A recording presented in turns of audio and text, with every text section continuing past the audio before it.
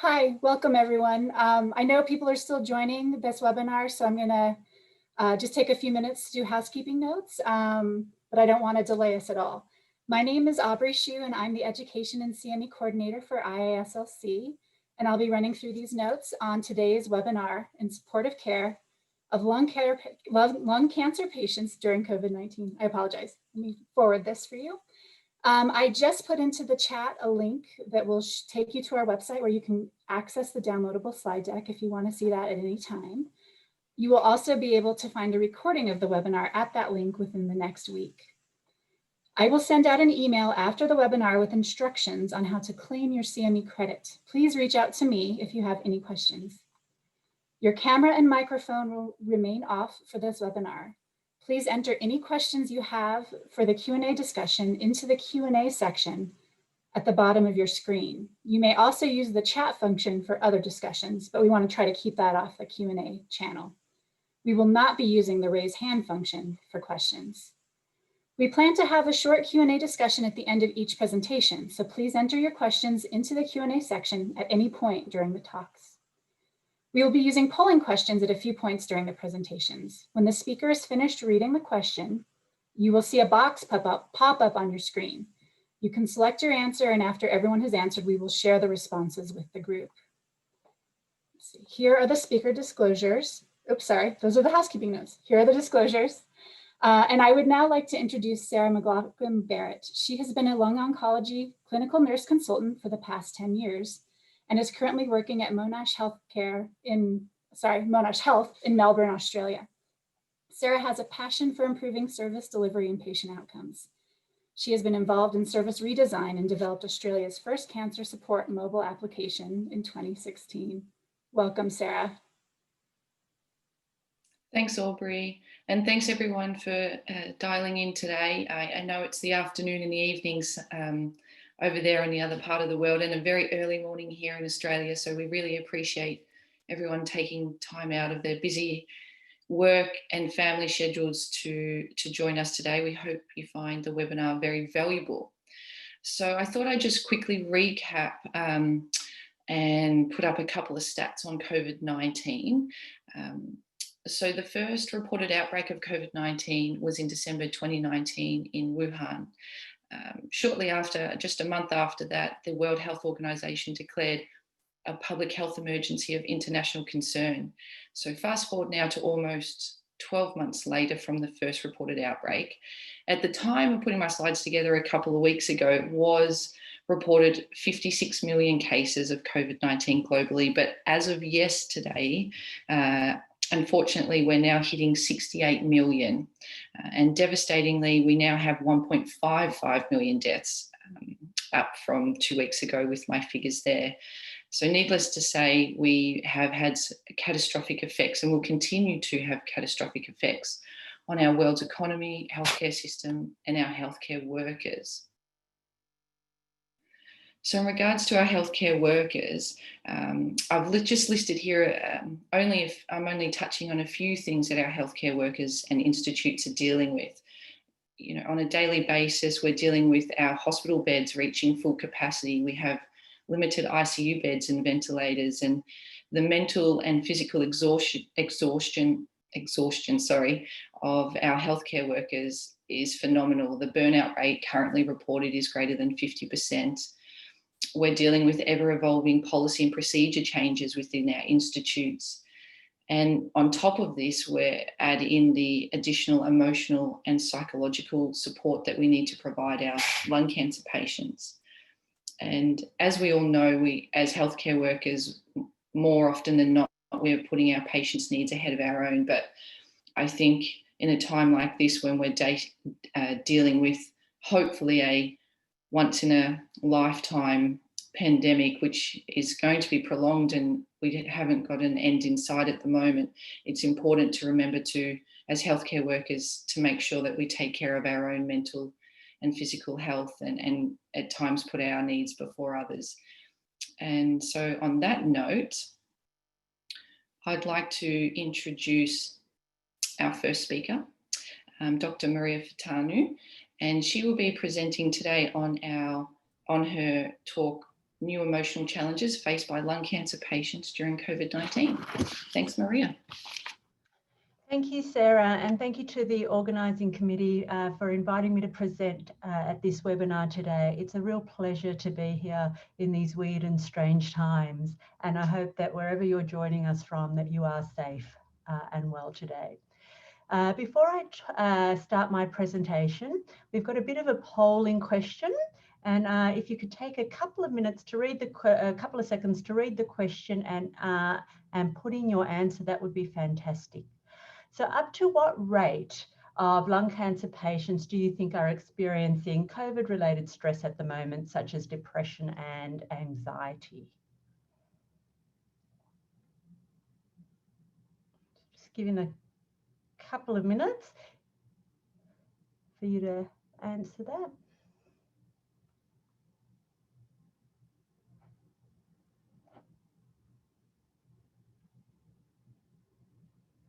Okay. So we'll come to the answer as we'll get to the answer as we work through our slides, but the majority of you are saying about 70%. Okay, next slide. So the aim of my presentation today is really to talk a little bit about the emotional impacts that COVID is having on our lung cancer patients, and to talk about some strategies that perhaps can support our lung cancer patients through this, and perhaps some strategies that can also help us get through it as well, because we are all in it together. Next slide. So COVID-19 is one of the greatest global public health crises that we are experiencing in our time. As Sarah has said, there are more deaths each day and there are more new cases. And the psychological impacts of COVID are many. We're seeing increased rates of violence, domestic violence. We're seeing increased rates of domestic drug and alcohol problems, increased rates of mental health problems, increased rates of self-harm, increased rates of unemployment. There's a loss of what we have sensed as being normal. We're feeling disconnected from our loved ones and people that we love that are in aged care facilities. What seemed to have been certain and normal, like simple things of how to get to work or how to do your job, has been revised. We're unsure about whether we should catch public transport. Everything that has been simple and we never used to think of now requires a complex set of decision making that is leaving us with feeling out of control, that's leaving us feeling that we're unsure and constantly, and we don't know how long this pandemic is going to go on for. We're really hopeful for a vaccination soon, but the effects, as Sarah said, are going to be ongoing. And we're all really worried about our own health, the health of our patients, the health of our loved ones. We're worried about whether we too will experience COVID during this time. For our lung cancer patients, lung cancer in itself, as you already know, is extremely challenging. As you already know, the people are usually diagnosed with advanced stage disease and the prognosis remains poor. Lung cancer patients compared to other cancer patients have more distress. They've got high rates of depression and anxiety. They've got greater symptom burden. They've got higher rates of suicide, especially older men with lung cancer compared to other cancer populations. And in addition to all that, 95% of our lung cancer patients experience significant stigma, and that could be self-imposed stigma, feeling that they're not worthy or guilty or feeling like a burden on others, or it could be more externally, like people blaming our lung cancer patients for the disease and what they're experiencing, and sometimes not offering any services and withdrawing services from people with lung cancer. However, COVID-19, can we go to the next slide, please, has made these challenges a lot worse than some of these emotional challenges a lot worse for people with lung cancer. Firstly, a diagnosis of lung cancer and a diagnosis of COVID overlap in some of the symptoms. So People with lung cancer experience shortness of breath, cough, and fatigue, and these symptoms are replicated in COVID as well. So it's often very difficult for people to know whether it's a symptom of their lung cancer that they're ignoring, or whether it's a symptom of COVID and whether they should be doing more. So it leaves them even feeling more uncertain, and some of the symptoms of coughing might have other people worried about what it is as well for them. Our lung cancer patients are also at a heightened risk of poorer outcomes and mortality. And this is due to the illness itself and the damage to the lungs. But people with lung cancer that also have COVID are more likely to die of COVID. The rates of mortality are between 25 to 55% compared to other cancers, which remain at about 10%. Lung cancer patients are very fearful of whether the hospital system and the shortages of staff and beds and capacity, whether they are actually going to receive optimal care. Because again of social restrictions that are preventing the illness from spreading, are leaving our lung cancer patients disconnected from others, lonely, and also that some of the formal care that they may have received of people coming into their home, or hospice care or respite care, have also been limited. So there's an additional burden of coping with a diagnosis of lung cancer on your own. Next slide, please. There's also a very high prevalence of fear of cancer progression, anxiety, and depression. For people with cancer at the moment, the fear of progression is up at 85%, anxiety rates are up at 80%, and rates of depression are sitting around 75%. Excuse me. So very high rates of distress compared to before COVID. People with cancer lung cancer experiencing increased feelings of guilt and being a burden on their family because they can't access those additional supports. They're relying on their family and really close ones to go to the supermarket for them, to do their shopping, because they're fearful of the consequences of leaving the house. There's been an increased financial strain because of not being able to go to work, or having family members take on more of a caring role. And this financial strain is decreasing quality of life. It's leading to maladaptive coping and sometimes a lack of treatment adherence. The carers of our lung cancer patients are also experiencing increased isolation, increased mental health symptoms because of the increased caring demands on them, but also because they too are doing it alone. But lung cancer patients, as many of you have worked with before, are a very positive group of patients and always try and see the silver lining. So many of them are really appreciating what everyone and the healthcare is doing. They're appreciating the supports that they have. So they're seeing, they're making the most of the small things that are occurring in their daily lives. So there are some silver linings. To help our lung cancer patients, and I guess in some ways to help our own mental health through this, it really is about self-care strategies. When we talk about self-care, we're referring to the intentional time taken on a daily basis to look after ourselves. So it's really important to encourage our lung cancer patients to look after themselves in a number of different domains in their lives. Self-care leads to building resilience and increasing our resilience. It can lead to the prevention of mental health problems, but also it can lead to the management of mental health problems. So when we do look at self-care, we look at a variety of our domains. So you might want to ask patients about their physical domain. Are they doing everything they need to do to be as well as they can be? So are they looking after their physical health? Are they practicing social distancing and hand hygiene? Are they exercising? Do they need some tips on how to get a better night's sleep? Are they eating well?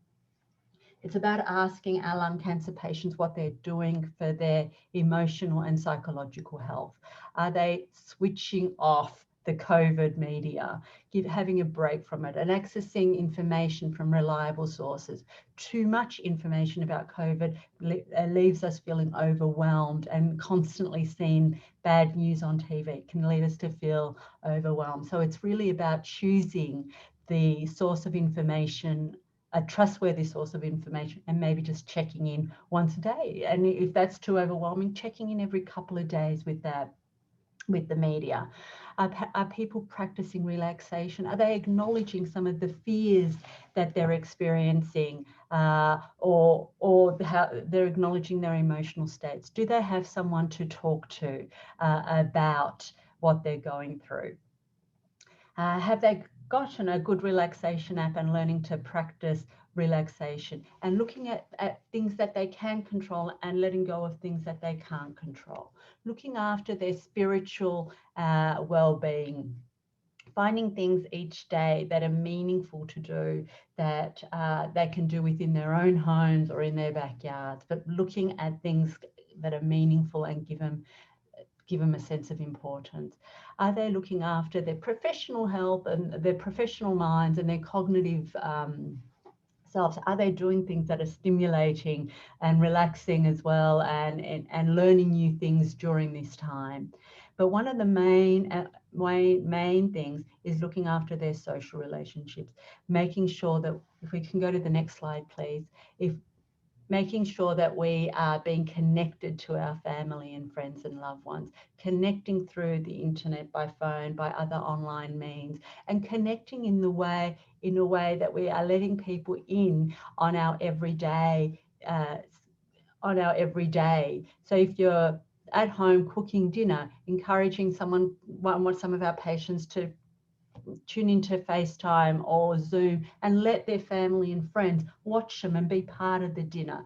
Are they connecting in new ways of playing online board games, but making sure that those connections do not disappear? Writing letters, sending photos, talking to someone on a daily basis, finding online community and spiritual groups of interest, to make sure those connections, because relationships help us come out of ourselves and stimulate us, but they're really important to breaking the cycle of isolation.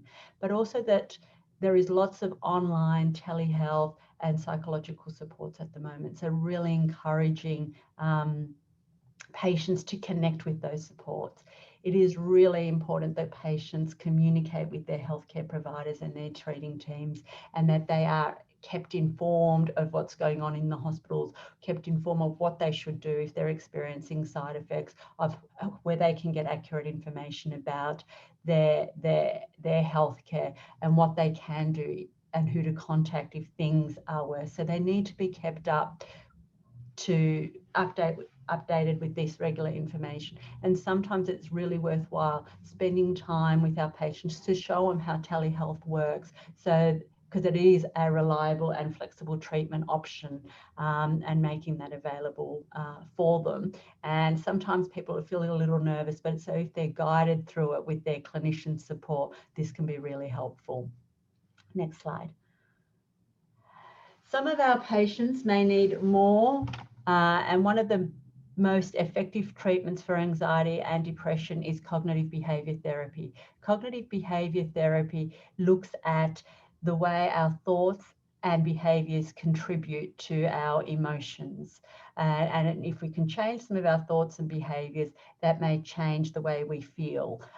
For example, if some of our patients are feeling really overwhelmed and they're saying that they can't cope with the pandemic, or they can't do this at the moment, and they're really frightened and they withdraw from all social online communications, or they're withdrawing from their healthcare providers, they're going to more likely to feel overwhelmed and very stressed. So it's about interrupting that thought process and maybe examining how they have coped before, what they can do each day to cope, finding what they can control and what they can't control, and encouraging again increased social connections as best they can, they're less likely, they might feel less overwhelmed, and that creates a bit of a change. There's lots of online CBT programs at the moment. In Australia, we have things like Mood Gym, MindSpot, This Way Up.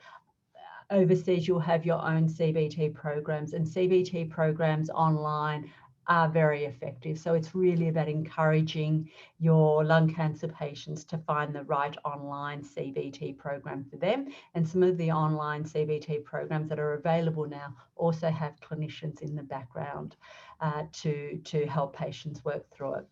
Next slide, please. Another very helpful psychological intervention is mindfulness. Mindfulness means paying attention in a particular way on purpose to the present moment and not judging the present moment. So it really is about focusing on the here and the now.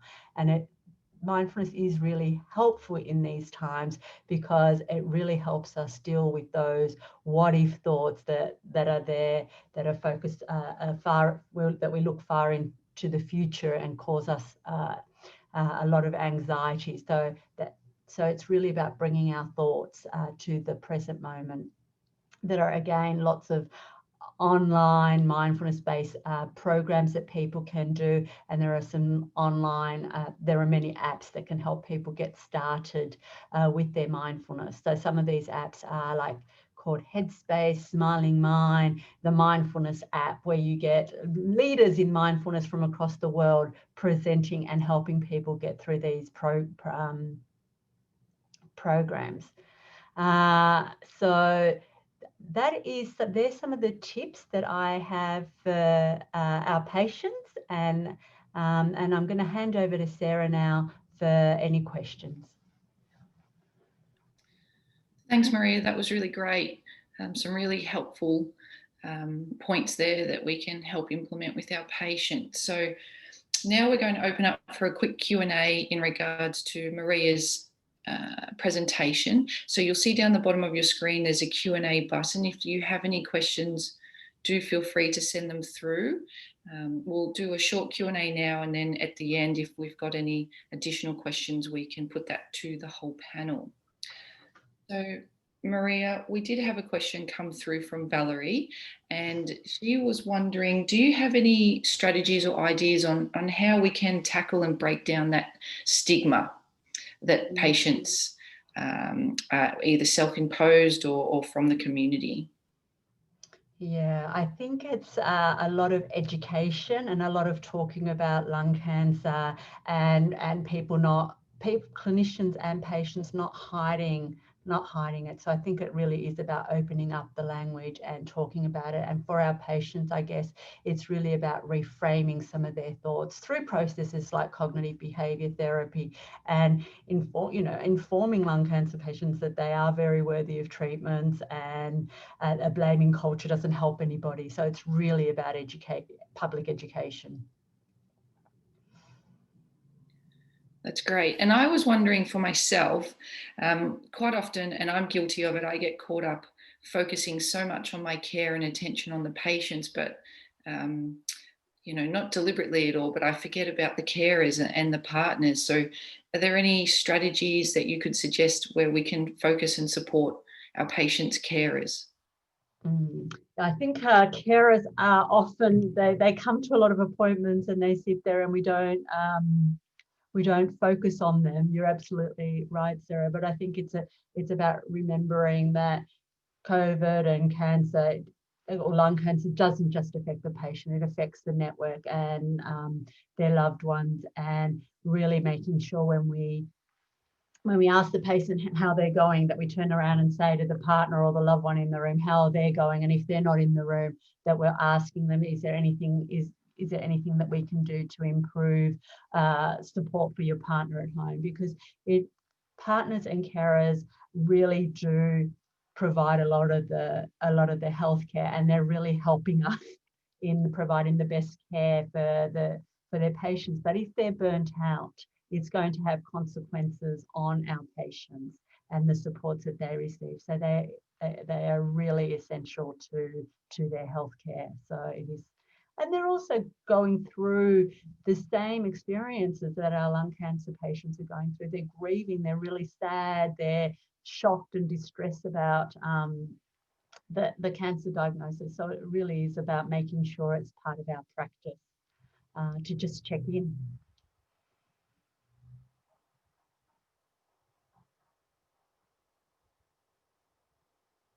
Sarah, you're on mute. Thank you. So I was just saying, for the interest of time, we'll move on to our next speaker. So I'd like to introduce Stephanie. Stephanie's going to be talking about physically supporting lung cancer patients through assessment and home-based rehabilitation via a virtual platform. So I'll hand over to you now, Stephanie.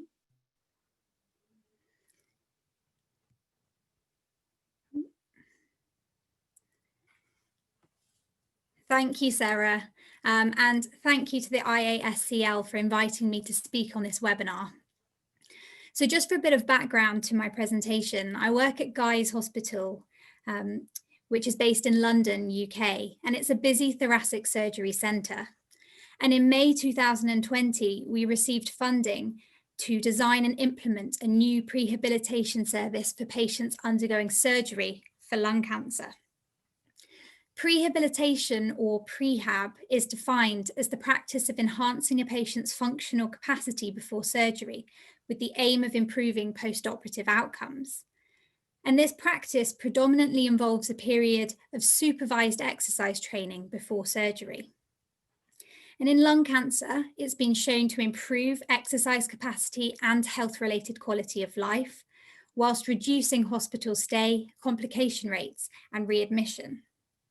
We therefore felt it was clinically beneficial to try prehab within our own NHS trust. However, in March 2020, the UK went into a national lockdown and patients with cancer were advised to shield at home. In addition, all patients listed for lung resection surgery were required to strictly isolate for 2 weeks prior to their operation date. It was therefore difficult for patients to attend in-hospital assessments and supervised exercise training as part of their prehab. So our aim was to provide safe and effective assessments, exercise programs, and symptom management via a virtual platform to patients within their homes. And the aim of my presentation is to share some of our key learning and experience from this to date. The next slide, please. So I thought I'd start with a second polling question just to see how audience members have predominantly supported their patients during COVID-19.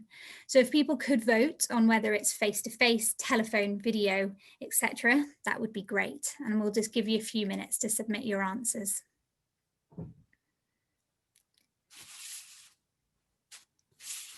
So just wait for the results to come through.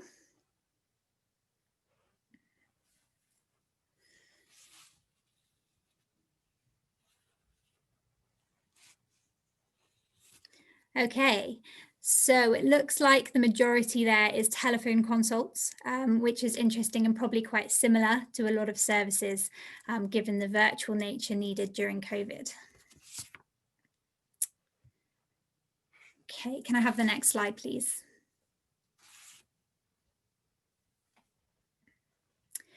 So a key consideration for designing a remote service for patients with lung cancer is access to technology. In the United Kingdom, lung cancer diagnosis is highest amongst octogenarians and those in the most socio-economically deprived quintile. And we felt that this may impact upon technology use, such as email and video, as part of our service. We therefore took a snapshot survey of the first 20 patients referred to prehab to look at their technology access.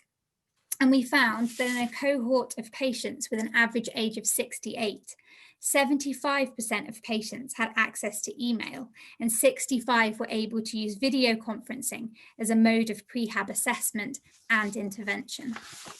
Next slide, please. So we designed our pilot service in line with evidence-based guidelines from a British charity called Macmillan Cancer Care. and they suggest that prehab should include 3 core components: physical activity, dietary, and psychological support. But more than this, we felt that our service would offer a much needed opportunity to mitigate side effects from the COVID-19 pandemic. For example, national lockdown and shielding requirements meant that less people were walking outside for exercise and to access local amenities. This, alongside closing of gyms and other exercise services, meant that patients with lung cancer were less able or less motivated to remain physically active, leading to physical deconditioning, frailty, and higher risk of falling. In addition, the increase in stress levels and social isolation is known to predispose higher levels of smoking and alcohol consumption, leading to poorer general health and higher operative risk. We therefore aim to deliver a remote service meeting the holistic needs of patients with lung cancer, addressing multiple cancer-related symptoms as well as known risk factors. Next slide, please. So a pivotal part of our pilot service was to perform a complex medical and physical assessment for each patient within their home over video or telephone. Thorough assessment allows clinicians to establish a baseline functional level, facilitating the delivery of care that's personalised and onward referral to wider teams where needed. A comprehensive assessment is also crucial to identify precautions for unsupervised intervention at home, such as falls, pain, past medical history, drugs, medications, and also ensuring that patients have a safe, decluttered environment to exercise at home. The various components of our assessment is outlined in this diagram, and we used a mixture of subjective questioning and patient-reported outcomes, which were completed either via an email link or postal questionnaires. And to align with the 3 core areas of prehab, we collected questionnaires. So the Godin Leisure Time Exercise Questionnaire for self-reported physical activity levels, the Hospital Anxiety and Depression Scale for emotional wellbeing, and we assessed risk of malnutrition for patients using the Royal Marsden nutrition screening tool. Next slide, please. So in addition to completing a comprehensive subjective history, we wish to objectively measure our patients' pre-operative fitness levels, as we felt this would be insightful for directing intervention. VO2 peak, measured by a CPET bike or treadmill test, is considered the gold standard for evaluating fitness and is used widely in prehab literature. But CPET requires specialist and expensive equipment, which is not widely available, and a 6-minute walking test is often used in clinical practice instead. However, due to COVID-19 and the need for within-home assessments, both the 6-minute walk test and CPET could no longer be used. The 6-minute walk test traditionally requires a 20-meter track, which is very difficult to source within the home, and supervision to accurately count the number of lengths walked. So in contrast to this, sit-to-stand tests and stepping tests, which require minimal space and supervision, have shown to be feasible, reliable, valid, and responsive to exercise training in patients with chronic respiratory conditions. And there are various types of sit-to-stand and stepping tests, which are shown in this table. But for our assessments, we chose to use a sit-to-stand test, as it's quick to perform, easy to visualize on camera, and not all patients have access to stairs for stepping tests. Next slide, please. So more specifically, we use the 1-minute sit-to-stand test for our home-based assessment, as it measures both functional capacity and lower limb strength. And this measure has been shown to significantly correlate with the 6-minute walk test and is responsive to exercise training in COPD. We asked patients to rate their level of breathlessness and leg fatigue using a modified Borg scale before and after the test. In addition to this, we felt that it was really important to be able to prescribe an exercise program safely within the home during COVID. And to do this, we needed to assess patients' balance. So we chose to use the balance component of the short physical performance battery, as shown here on the right, because it's easy to view over video and only requires a small space with static support. And by completing this, we were able to identify patients with a balance impairment, which meant that exercise at home could be modified where needed, such as a seated alternative to some exercises. Next slide, please. In terms of prescribing exercise within the home, a recent paper has demonstrated that unsupervised home-based exercise training using minimal equipment can improve functional capacity of patients with lung cancer before surgery. The exercise intervention delivered to our patients was similar to this study and in accordance with the American College of Sports Medicine recommendations for cancer survivors. So this meant that patients were encouraged to complete a minimum of 150 minutes of moderate intensity exercise per week. And this included things such as walking in the garden, climbing stairs, completing exercises within the home. We gave patients flexibility on the type of exercise that they wanted to complete to aid motivation, but provided it was performed in line with isolation guidelines, i.e. within the home. We asked patients to exercise at a moderate intensity, which meant 60 to 85% of a heart rate reserve based on the Carvenan formula, or using the Borg scale of a 4 out of 10 level in the absence of heart rate monitoring equipment. In addition to this, we asked patients to try and complete strengthening exercises twice a week. And in the absence of specialist gym equipment within the home, we advise patients to use household objects such as milk bottles filled with water, tins of beans, or posted out elasticated resistance bands to help patients exercise at home. Next slide, please. So to aid motivation with unsupervised exercise during isolation periods, patients were signposted to online resources, such as the NHS Fitness Lab video series. We also ensured that we offered patients weekly follow-ups and specific goal setting using wearable technology, such as pedometers or smartphones, if patients had access to this. Patients were offered a paper printout of their exercise program with a diary to monitor compliance, or they could choose to log their exercise completion on a widely available online app called PhysiTrack. Validated cutoff points for the HADS questionnaire and the Royal Marsden nutritional screening tool were used to inform us of whether an onward referral to psychological support services remotely or dietitian was required. And where accessible, patients were signposted to resources such as mindfulness apps, as Maria talked about in her previous presentation. All patients received symptom-specific counselling and written advice through a series of booklets, some of which are shown here, to meet their holistic symptom needs. Next slide, please. So just to share a little bit of information about our service, we used our data from the first 20 patients in our pilot to help evaluate and refine our future practice. When we first started our pilot back in May, all patients were offered a virtual initial assessment. But due to local policy changes in our hospital, some patients from July onwards were permitted a one-off visit to Guy's Hospital to have a prehab assessment face-to-face, but their intervention and follow-up appointments continued remotely. 7 patients were assessed virtually and 13 attended a face-to-face visit. And as you can see, the uptake rates for virtual assessments were lower than when delivered face-to-face. And patients commented that the initial assessment call, when it was delivered virtually, often came as a surprise. And there were some difficulties establishing an initial rapport and getting patients to engage in exercise when it was delivered remotely.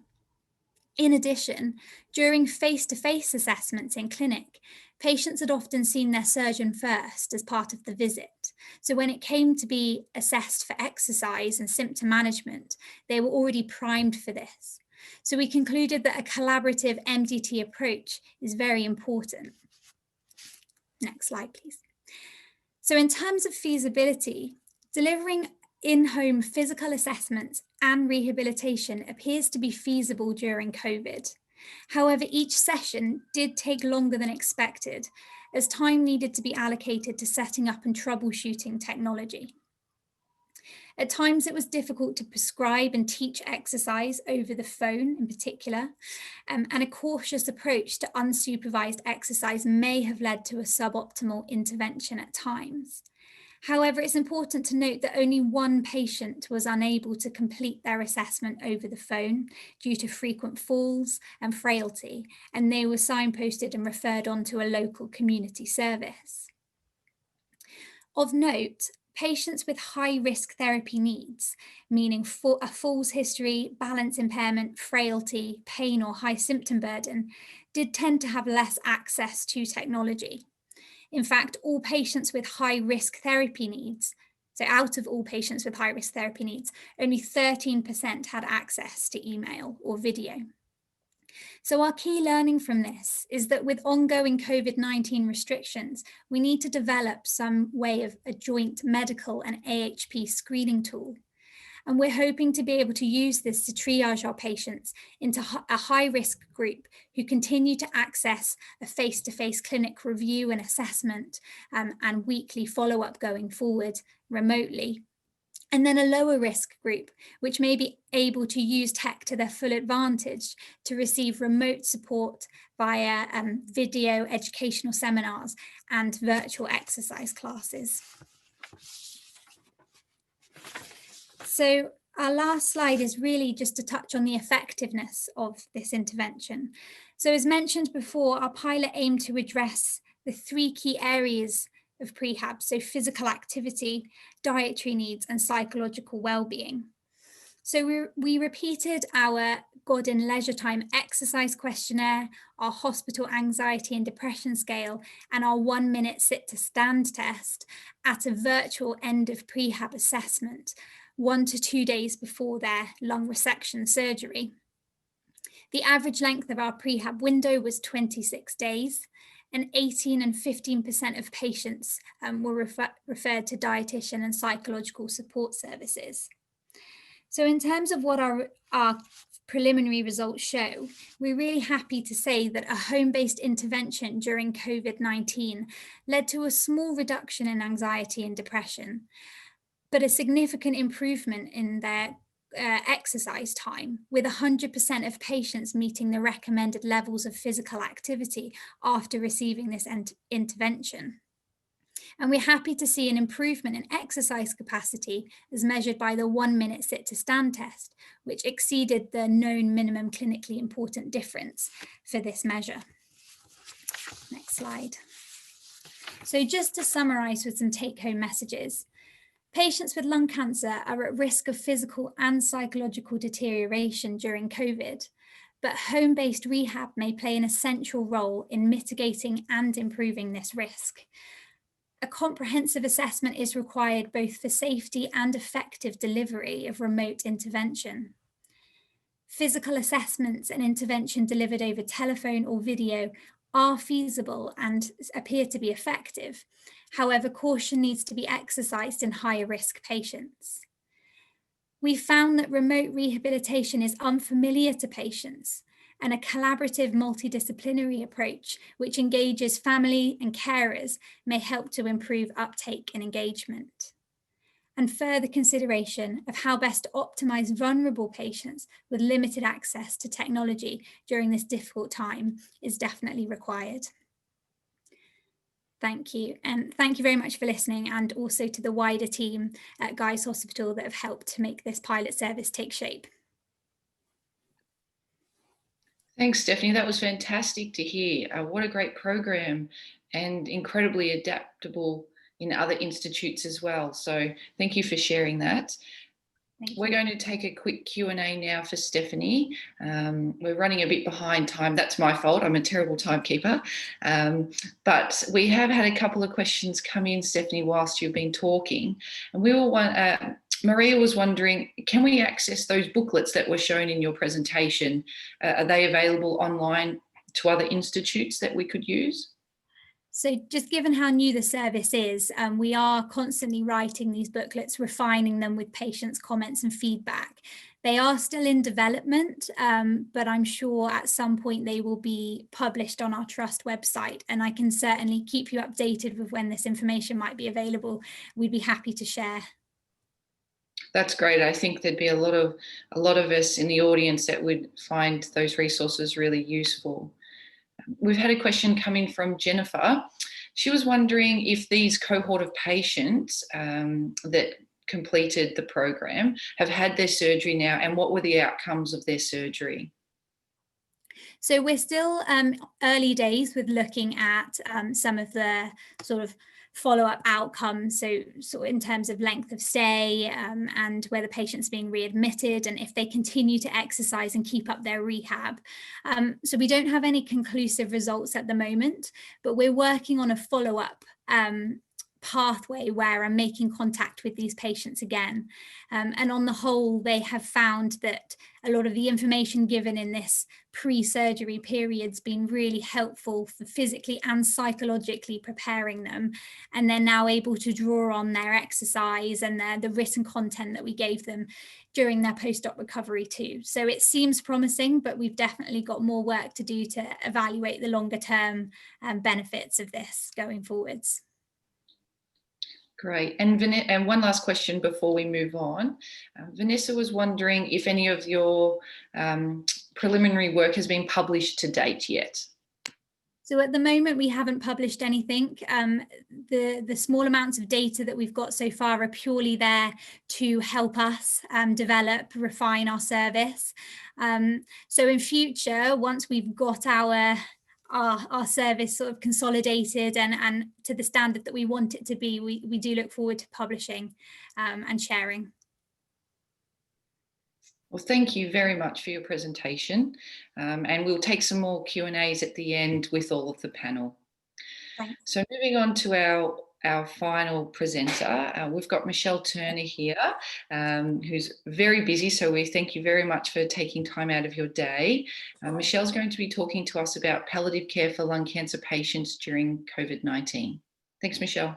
Yeah, thank you, and thank everybody for tuning in today. I apologize for my address. We ended up having some unfortunate call outs just because of COVID. And so I've been covering our biomode unit today. So fits perfectly into the presentation. So just to start off, the question is, what does palliative care offer? Does it provide relief from pain and symptoms? Does it neither hasten or postpone death? Does it provide psychological and spiritual aspects of care? Affirms life and regards dying as a normal process, or all of the above?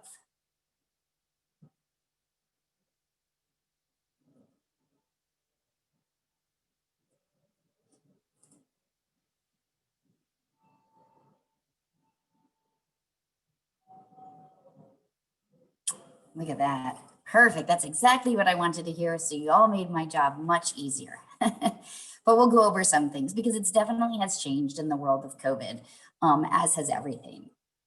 So next slide. So what hasn't changed and what has stayed the same in the world of lung cancer? Well, people are still passing away from this disease. So this year alone, over 200 and almost 230,000 patients will die of lung cancer or diagnosed with lung cancer in the United States alone. It still remains the leading cause of cancer death in the US, and it still claims more lives annually than our top other three cancers of breast, prostate, colorectal, and pancreatic. There's still 20% of men and women diagnosed with lung cancer are never smokers. So those are things that we will constantly see throughout this lecture, is that what we have to understand what stays the same and what's different. And the biggest thing that's different is the pandemic that we're in, and it has really affected and impacted our patients. Continuing on with this, it still accounts for about 13% of all of our new cases and about a quarter of all of our deaths. We still have poor outcomes in terms of overall 5-year survival, which is 19%. When I started in lung cancer 18 years ago, it was about 15%. So we've gained some leeway, but not much, meaning that we have a lot more work to do. These are just kind of diagrams of what we've talked about before in terms of the percentages in relation to our other top 3 cancers. And in terms of breaking it out to sexes, men, it kills about 2.5 more times men than prostate cancer, and 1.5 times more females than breast cancer alone. Next slide. So the day that changed medicine, at least here in the US, and it was March 15, 2019. Unfortunately, in China and other parts of the world, it was much sooner. And still to this day, we are feeling the repercussions. And I remember vividly the anxiety, which was palpable when we walked into our clinic that day. Next slide. So what has changed due to COVID-19 in our world? Well, the clinical operations of our day-to-day jobs. It's no longer walking in, saying hello to everybody, shaking hands, giving hugs to patients, etc. We had to institute immediately a team of players to go through our clinic and walk the steps to ensure patient safety. We've started to have to wear personal protective equipment, which we never had to in medicine, or at least not to the extent that we do now. Gowning up, putting on face shields, face masks, etc. And what we have found is what that does is it actually starts to make the provider-patient relationship less connected, in the sense of you can't really see facial expressions like you used to and pick up on personal cues. And we'll talk a little bit about that more as we move into the palliative care. Enhanced cleaning. Our patient clinics used to be slammed booked and still are with patients, but now we have to allot a certain amount of time for each room to be cleaned after every single patient, wiped down from our staff, etc., with certain protective wipes, let it dry before our next patient can go in. So time to seeing patients has increased. And our clinic flow has certainly been impacted. Staff distancing. We've worked with our colleagues for years, less than 6 feet apart. And now we all have to be 6 feet apart, plus wearing a face shield and a mask. The problem is no clinic is actually developed to think about a pandemic issue in the sense of where are you going to put staff? How are you going to make sure that you have adequate providers and nurses to take care of these patients, but yet they're spread out? That also makes it challenging in the setting of responding to an emergency, because the physician, nurse practitioner, physician assistant, nurse, et cetera, where they normally would sit may not be there anymore. And so it's where is, person X? So that has been extremely challenging for us.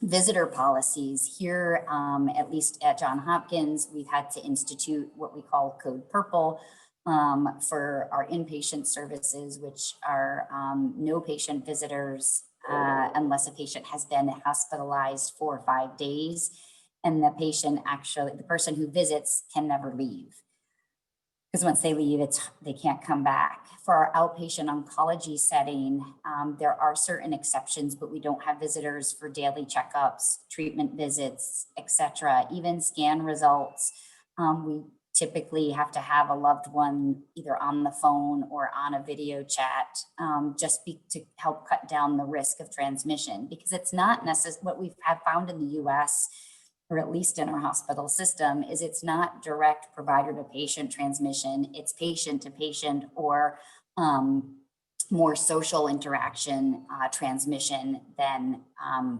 with hospital personnel to patient, because we're protected and protecting our patients.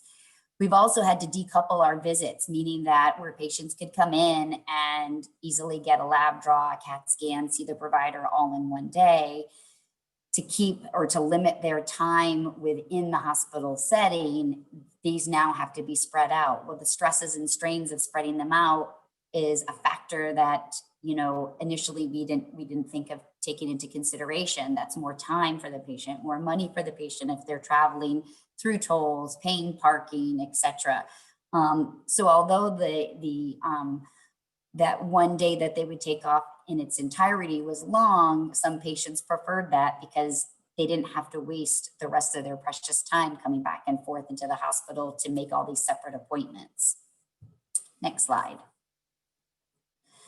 So the epidemiology of cancer patients and the COVID infection, and this was, they looked at a very small sample size initially at the time of the outbreak or around the first outbreaks. And so 18 patients of over 1,500 cases had COVID with a history of cancer versus general population. Lung cancer was, of course, the most common type, and we did see higher incidence of complications among the cancer patients. And again, sample size was very small, it's very heterogeneous regarding disease duration, course, origin, and treatment history. Next slide. So the challenges that COVID has with our lung cancer patients is the symptoms are similar: cough, shortness of breath, fatigue, chest discomfort, fever. These symptoms can also be seen post our radiation treatments with a radiation pneumonitis, as well as side effects from our oncology therapy like pneumonitis. The two pictures on the screen is actually, one is a COVID patient and the other one is a pneumonitis, and they look very similar. So it is challenging. Sometimes we will have patients that will come into clinic for a routine CAT scan, and the way the reading is read at this point is could potentially be progressive disease, pneumonitis, or COVID.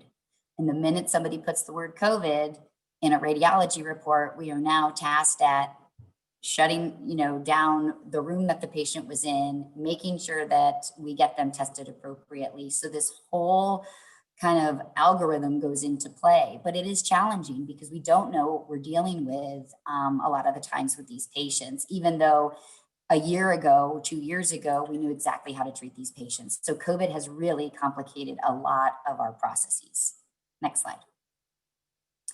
So how do we look at palliative care during a pandemic? Because palliative care is really about connection, emotions, managing symptoms, taking extra time with patients. And how do we do that when our time now is even more limited and more restricted than before?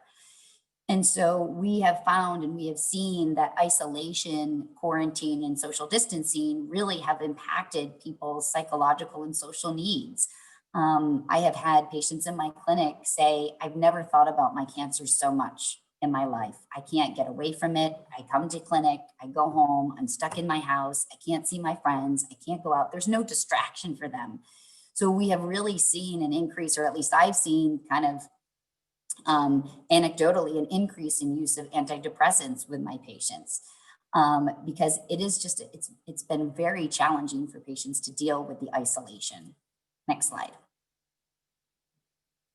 So there are three kind of levels where there's barriers with providing palliative care during a pandemic. So infection prevention and decreasing the need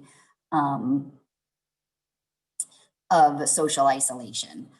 From the patient perspective, from the caregiver, social distancing and lack of social support. They can't go and meet a friend or a family member like they used to kind of share concerns or help problem solve for their loved one. Job loss, people are, having to bring their family member, on multiple days again, because we've had to decouple visits. These are days taken off from their work or half days taken off from their work. So really there has been a trickle down effect from this pandemic in the world of cancer, palliative care, et cetera. The health system itself moving to telemedicine services, which has been a lifesaver for a lot of our patients. But here in the US, because a lot of us can't practice over state lines, there has been billing challenges of how can we see these patients virtually and still get reimbursed for the services. There was a kind of at least in the state of Maryland, a lift from our kind of national Medicare services and insurances where they allowed us to have, the ability to see these patients within kind of a certain window of time, in the sense of, okay, we'll do it in 3 months and see what happens and constantly reevaluate so that we could take care of these patients. Healthcare worker exposure. We have found that to be very low in terms of, again, a COVID positive patient to a healthcare worker, because we have the appropriate PPE now and the adequate amount. But it all leads to isolation, reallocating resources and provider burnout. I mean, just being on our biomode unit today, we're all exhausted. None of us across the world in healthcare have had a break. Where there may have been a little bit less, but it has always been in the background. It has forever changed our practice, and it has been exhausting. Next slide. So interestingly, in 2010, in the influenza pandemic, there was a plan for palliative care preparedness, which is interesting because always hindsight's 2020, and who knows what we're going to learn from 2020 itself. But just to kind of go through some of these is stuff, right? Build up a reserve of medication, equipment, and PPE. I mean, we saw this in the United States where we were running out of PPE for our staff and our colleagues. And we're, at a point where our safety was jeopardized. And so hopefully we learn from this. And I think we have, because this next wave that we're seeing, we are much more prepared in terms of volume of gear. My colleagues have talked about their numbers in their respective countries. I can tell you, I can't really talk about the whole United States, but I know in the state of Maryland, we're at a positivity rate where it keeps climbing. And just the other day, we were at 4,000 new cases a day. So our influenza season, cold and flu season is in high gear, and COVID is not making it any easier. Staff anticipate the decrease in manpower due to reallocation of staff. We've moved research staff into, units on the floors. We've moved front desk staff to, help with rooming patients, just because, again, the sheer volume of patients coming into an already stressed healthcare system. And that's really the challenge, is the patients that need to come in for their oncology care, their palliative care, et cetera. It's hard for them because now we have a whole new set of sick individuals that we are caring for. Create space for end-of-life care. These are sensitive discussions. Isolation wards with access to palliative care services is hard because, again, these services are stretched thin. And a lot of times these services also, there is a concern with going on these wards because of the fear of transmission, although we've known that to be a little bit lower. A triaging system, palliative care services, home visits, telemedicine visits. Again, these used to, especially home visits, used to be freely done for patients. And now it's a proceed with caution. So again, more social isolation. And I think that's what COVID has taught us, is that we, as a whole, I think as a global whole, the challenge of social isolation and how it makes us feel, our patients feel, and how do we get through it. Skills of communication, end of life discussions, they're challenging, but more so during a pandemic. I mean, talking to somebody about scans, which I just did the other day, and kind of a hospice discussion into an eye of a computer is not comfortable. It's not comfortable for me, and it's certainly not comfortable for the patient. Again, the physical touch that we're missing, the physical interaction, the body language of patients, providers, etc., is very hard to communicate through a computer screen, and very impersonal. And then the self perspective, where physical and mental stress of healthcare providers, again, not only on the patient side, but the palliative care providers, a separation from our families. Some of our providers that are on these COVID units initially were separated from their families for 2 weeks because we were fearful and we didn't know a lot about the virus initially. Seeing patients dying daily. In the world of lung cancer, in the world of cancer in general, we deal with that. But where's our stress relief? Where's our communication with our friends, our family, to go out to eat, to just get away for a while? We can't even do that. And so our mental health and well-being is also challenged, and we struggle with that. and also the fear of infection. So COVID has certainly changed our world in lung cancer, in palliative care. I think we have to be certainly open-minded and very innovative as this next wave goes. And we have learned so that history doesn't repeat itself, but it certainly is scary. I think we are prepared for the future. It's just, how do we make these connections, these physical connections through an electronic world? And I think that's still the challenge. And that's where we have to lean on, our colleagues, our friends, our psychiatrists, our palliative care folks to help us as best we can. So I'd like to thank you all. I appreciate you with us and happy to answer any questions.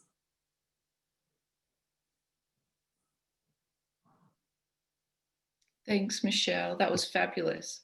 I think you've touched on so much there, and it really does show just how much COVID-19 has impacted every aspect of our patient care, but also how exhausting it is for healthcare workers at the moment.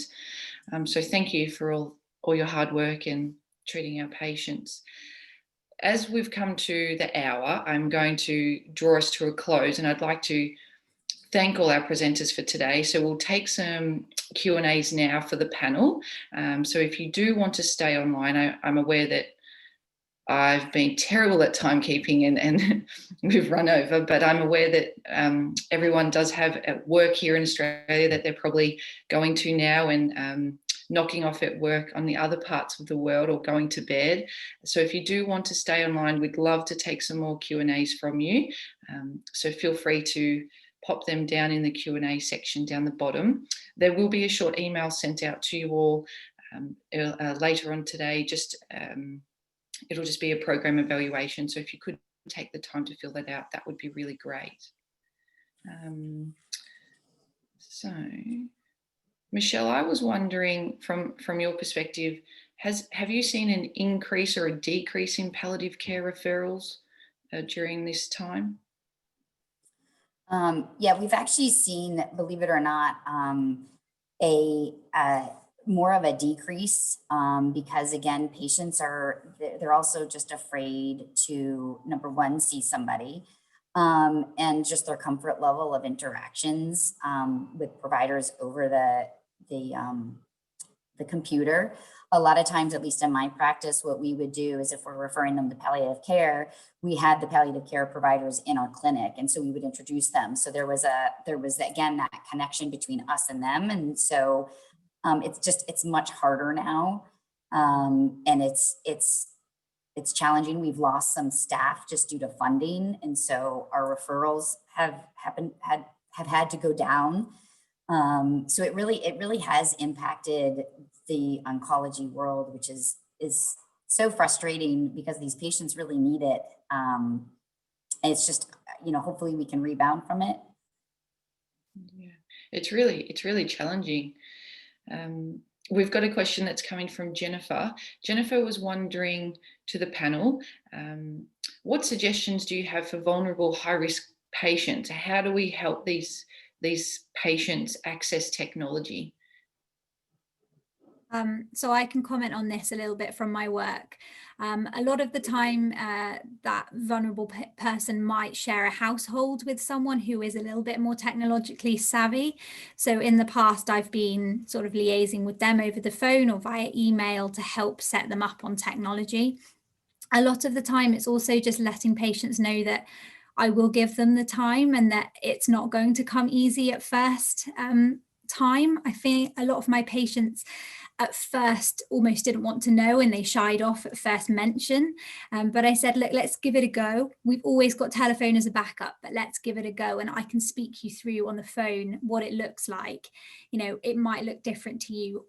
Try this, press this button just for troubleshooting. So just allocating a little bit of extra time, particularly on that first virtual contact, is really important and goes a long way. That's great. Thanks, Stephanie. Now, we've had a couple of questions which sort of cover the same topic.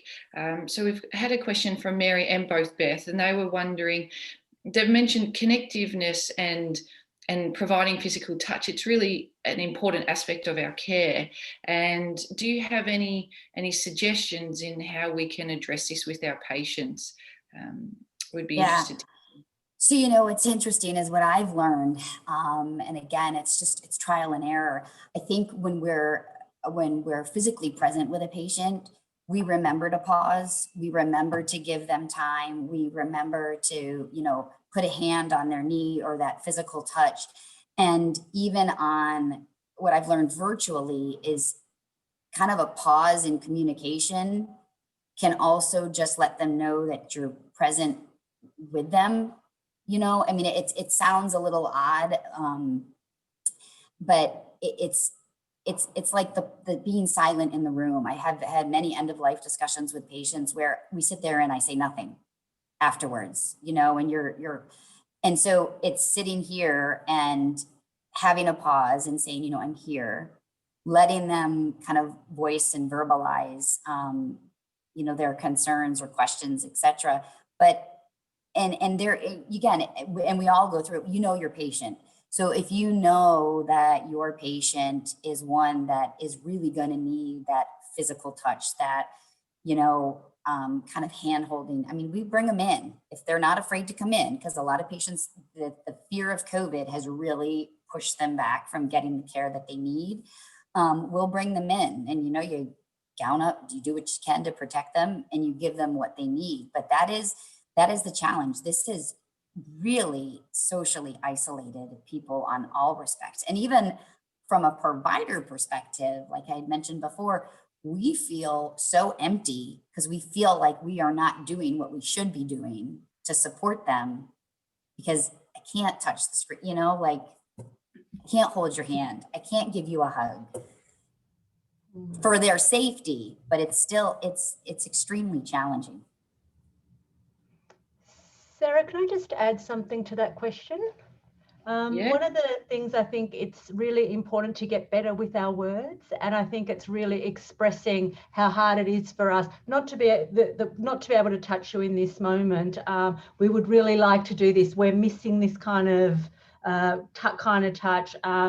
And voicing how different it is for us as well, I think is another way to do it, is just to verbalize it. But the other thing is a lot of our conversation is done online and on telehealth. So I think it's really important to do at times exaggerated eye contact, nods, to empathize, all those things as we're kind of doing in this communication now. That's great. I know in our practice, one of the things I find challenging in working up and diagnosing patients is the fear of COVID. Patients are putting off coming in and having their diagnostic procedures, where we're having patients decline coming in for their bronchoscopies, their CT biopsies, because of this fear of coming into the hospital. So what suggestions would you have on how we can help support those patients and help guide them to have their procedures so they can be diagnosed and treatment starting sooner? I think it's just education, right? And I think it's reinforcing that, you know, each kind of service is going to protect them as best as they can. But you're right. I mean, patients that are coming back, and we found this with the first wave, and you ladies and people listening may have felt this too. After the first wave, we were getting patients in our clinic and looking at them going, oh my gosh, like floored, because also on our screens, we're only seeing a portion of the patient. And you're asking them, are your legs swollen? Is this, you know, you're going through all of your review of systems. Oh, I'm fine. And they come in with like 3+, you know, pedal edema, and you go, oh my gosh, you know, you didn't tell me. Well, I didn't think it was that big of a deal. And so you're in a crisis mode. So it's really like, we're going to keep you safe. Your health and your cancer care is extremely important, and we can do this, you know, and help kind of work with you through this pandemic. But you're going to get some people that are like, absolutely not. And it's challenging, because when they see you, then it's either a more advanced diagnosis or advanced symptoms. that's what we've been seeing, an increased presentation to emergency with stage 4 because they've delayed coming in. They're too scared. That fear of COVID, it's really impacting their choices in coming to get healthcare. And just one last question before we wrap up. Mary's wondering, Maria, are there any good resources? You touched on focusing on your choice of words when we're communicating with patients. Are there any rapid courses or good resources out there that we could tap into to educate ourselves on how we can have a better choice of words and upskill? Oh, I think you're on mute. Myself on mute, sorry. I think that's a really good question. I think any communication courses that we've done in the past, it's probably about revisiting some of those courses and a lot of the counselling courses that we've done through our training, but it's just going really back to the basics and using our communication training. And I mean, the one thing that's patients will tell us. So I think it's important to just be going back to the basics, silence, listening, asking the patients if we're meeting their needs. What else do we need to do to meet their needs? Are some of the skills that we use, but it is new for all of us communicating through telehealth. It's one of the advantages, I guess, the silver linings of COVID is that we have embraced it, but we're all learning together to do it, I guess. So they already treated him.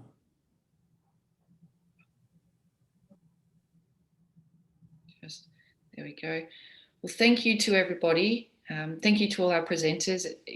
All of your presentations have been so valuable and incredibly insightful. So with that, on that note, we'd just like to stay safe, everybody. And if you do have any further questions, feel free to email them through. And if we have any further resources, we'll be happy to share them. So thank you. Thank you.